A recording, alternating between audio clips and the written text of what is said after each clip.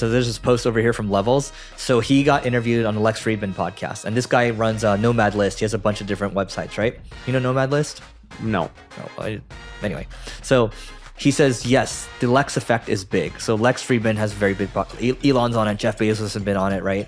Zuck has been on it. So he says, after he went on the podcast, signups and revenues on almost all his sites doubled overnight, plus 93%. Probably temporary, but nice to see. So you look at these numbers over here. Look, it's all green, right? Pretty impressive. So his numbers just went through the roof. Yeah, just by being on the Lex Fridman podcast. It was a 3-hour podcast, and he talks about what was the revenue? The difference was 30 something to 50. 36,000 to 52,000. And I think this is for one of his sites. That's pretty good. And he has like a lot of different websites. So good for him. Yeah. So I think that's interesting. I mean, like there is in fact an ROI here, especially if it's a very highly listened podcast. And his episode was just about how to make money online, basically. And a lot of his websites are like how Nomad List is about finding a great place to work remotely, right? Or like he has job boards to hire people. So like it all adds up. Like it connects. So Kieran Flanagan, I think he's SVP of HubSpot. So he says this. He says, AI will saturate educational content. Marketers will need to invest in personality-driven content. How you do this? I believe many B2B brands will heavily invest in personality-led content over the next 2 to 3 years and work with creators to do it. So I'm not going to read everything here, but 3 main points here.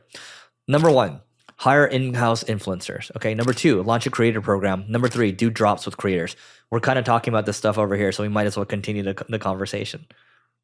Dude, I'm with you. And then the other problem is not just AI will saturate the educational content, AI is also saturating marketing in the way that everyone is using AI in their marketing, and we don't see it doing crap for conversions anymore while it used to before. By the way, this is why we're doing this in person, because it's like, this is us, it's raw thinking, and it does well. And then the thing is, I've been using that overlap tool more and more. I'm just like, dude, my posts are performing way better on X, Threads, and LinkedIn. It's great. What does the overlap tool do? Just go type in joinoverlap.com. It's free. What it does is, let's say we take this podcast episode, it'll find the right moments and chop it up. It's kind of like Opus, right?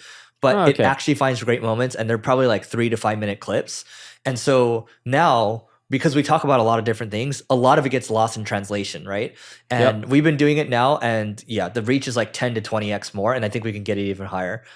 So that's something that's worth having your team do as well. Try joinoverlap. Lab.com. Yep. But I like some of these ideas. So hire in-house influencers. So can you find emerging talent with authentic personalities? So we talked about the best marketing campaign ever or something. I think that's her Instagram name, and she did a good job of promoting that drink. Remember, she like Gary Vee came in and stomped on the can. Yeah, where she said, "I bet you I can get more followers than my boss just crushing cans." It's that gal, yeah. And so like, how can you hire more people like that with talent? Maybe they're coming out of college, and then maybe they get a starting salary, and then if they do better, maybe there's some other incentive tied to it, but they can ramp with you. You know what I mean? I'm curious to see how much that really boomed their sales out of everything, right? Because their follower count grew really quickly. I have no idea. Yeah, but I do believe she's a star. You know what I mean? Yeah. Funny enough, can we talk about that podcast, Brad, that you're doing? When's this gonna come out? Like next week. I don't know. Okay. We'll wait. Okay. But launching a creator program too. So set up a program to create partnerships with the best creators in your space. Create incentives to share in the upside of their channel, exclusively on custom content, ad spots, editorial collaboration, but they own the channel. Have creators. So it's kind of like it's almost like a partnership affiliate model type of deal. Yeah. And then do drops with creators to include creators in your campaigns when doing feature content drops. Give them exclusive data points, imagery, short form vids. So I think SEMrush and Ahrefs are doing a decent job at some of these. And then speaking of SEMrush, they have this program, this employee advocacy program. So I'm going to open this over here. Oh, and on a side note, congratulations to Brian Dean for selling his second company to SEMrush. Do I have that in there, or do you have that in there? I don't know, but I just saw it on X the other day. He sold Exploding Topics. He sold 2 companies to SEMrush. Yeah, good for him. Yeah. One was Backlinko. The other one was Exploding topics. Exploding topics, yeah. So Olga, from the VP of Brand Marketing at SEMrush, says, we got 9 million additional impressions with employee advocacy this year, and that's only posts about SEMrush. Last year, we had 2.8 million for the same period, which is freaking strong. Impressions is a weak metric, absolutely, but this is surround sound, and it's necessary now. And so it just shows some of these posts over here. So you can see like Victoria, she's like writing something about engagement, and then she gets like 1,600 likes, and then this one over here has 500 or so. But a lot of their team is posting actively posting on LinkedIn, and I haven't seen this work really well for a lot of companies. Have you? No. Yeah. So they got 9 million impressions. The question is, should people be doing this? I think this matters. I think if you're like a publicly traded company and you have some resources, you can give this a shot. But I think for the majority of companies, you're probably better off putting your time elsewhere. Yeah. And speaking of SEMrush, I was looking at their stock. Yeah, they've been doing a good job, and they're showing profitability, and they've been growing nicely. Good for them. Yeah. What's their stock at now? It's around $2 billion market cap and 13.8. The last time I was checking them, they were like at $8 or $9. So I got to take a minute to tell you about the Agency Owners Association. This is a peer group for agency owners. Think YPO or EO, but for agency owners. And I just wanted to read you a couple of testimonials. So this first one comes from Carrie, and we asked her, what do you like most about the group? She said, having a group of people to discuss and bounce ideas. The leads are great too. Yes, we share leads in this group as well. This one from Alian, he says, the ability to really post whatever I want and need, and the group responds. Great experienced members, getting a lot of insights from conversations with other members, getting a lot of value from sessions from Eric, getting advice from others as well. And so if you want to grow your agency faster and you want a peer group to do so, just go to marketingschool.io/agency. This is a group that both Neil and I created, and our hope here is to create a vibrant community of agency owners and do a lot more with it in the future. So again, marketingschool.io/agency, and we'll see you inside. There's 50 German companies right now that are piloting the 4-day work week. So I have a screenshot over here. So it says, I think it's from Wall Street Journal. I took a screenshot. So meanwhile, in Germany, 50 companies are piloting a 4-day work week for the study by University of Munster, aiming to determine whether less work and full pay might be appealing to workers. The EU expects the Greek economy to grow by 2.2% this year, while the German economy hasn't grown since 2019. The crisis taught Greeks that success comes from hard work, said Alex, Greek last name, a former securities trader from Greek name, who now runs Oplo, a popular Greek fast food restaurant with 2 locations in Berlin. He says, I employ quite a few Greeks, also Italians and Spaniards. Germans less so. They know the system well, and when you do, you tend to abuse the system. So it says, frequent visitors have long taken Germany's hardworking folklore with a pinch of salt. So basically, it's basically, Greece was kind of in trouble financially, right, a while back. it spurred a lot of the Bitcoin boom back in the day. Now they're growing, right? It's because like the hard work is back, right? Now Germany in this case, they're trying to say, hey, like 4-day work week, right? We kind of talked about this 4-day work week thing. I think it's good for people, but I think it's bad for companies. And ultimately, companies help drive jobs. They help drive the economy. So I don't know. We've seen this experiment a couple of times, and people, some European companies have said this has been good, but this is kind of showing maybe not so much. What people also have to remember is what's bad for companies. Like, let's say if they implement a 4-day work week, of course, people are going to be happy because they work less. Yep. But if the company starts struggling and people are happy with a 4-day work week, what happens to people? People start getting fired. I told you I worked a 4-day work week at that company, right? And guess who had to pick up the slack? You did. I worked 7 days a week after that. Right? And what happened to the company? The company grew. I mean, I'm not just saying it was just me. No, the company's gone. Yeah. Yeah. There's a The company culture. was sold for pennies on the dollar.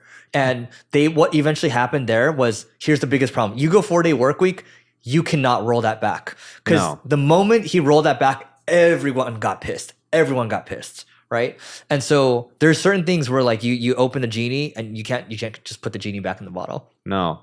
I would not do a 4-day work week. If you look at a lot of European values, depending on the country, like France, Italy, a lot of them just take a ton of time off each and every single year. Yeah. And if that works for your company, great, do it.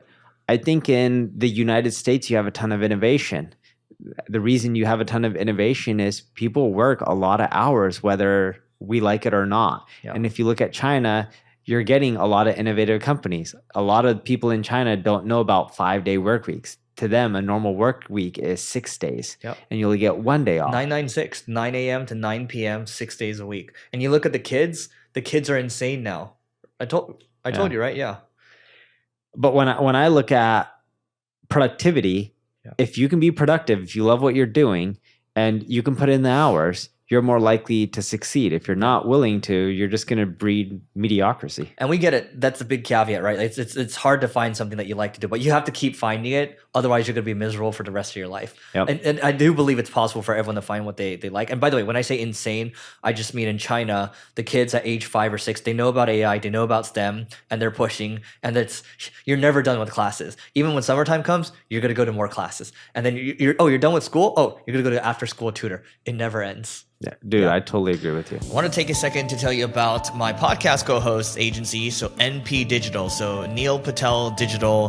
What they do is they do a whole host of marketing services, and they are global. They're worldwide. They have SMB services as well. They have mid-market to enterprise services as well. They cover the entire gamut. So you can just go to mpdigital.com to learn more about it. And now back to the episode. There's another one here on the rise of women's sports, which is unlocked unexpected marketing opportunities. So did you see this one on Wall Street Journal? No, is it because of WNBA player? Yeah, some of it's about Caitlin Clark, but what's interesting is that there's a lot more reach happening for WNBA and women's sports now in general because people are interested, right? It finally, it took a WNBA a long time to get the reach. And I'm glad that WNBA is getting the reach now. So it says here, makeup brands, hair care startups, and fertility clinics historically haven't been associated with sports. Now they're taking over game nights as a draw of the elite women's players, teams, and leagues attracts new kinds of sponsors. So there's new kinds of sponsors now. And what was maybe like a 10 grand or 20 grand sponsor now, it's costing a lot more because there's a lot more reach now, right? And so, again, these are fertility clinics. Usually they're not sponsoring much, right? But the fact that they're sponsoring sports now, that's kind of cool. And I will say this. Women's elite sports will generate around 1.3 billion in revenue globally in 2024, up from 981 million in 2023 and 692 million in 2022. By way of comparison, the NBA team sponsorship revenue alone was estimated to be worth about 1.5 billion for 2023.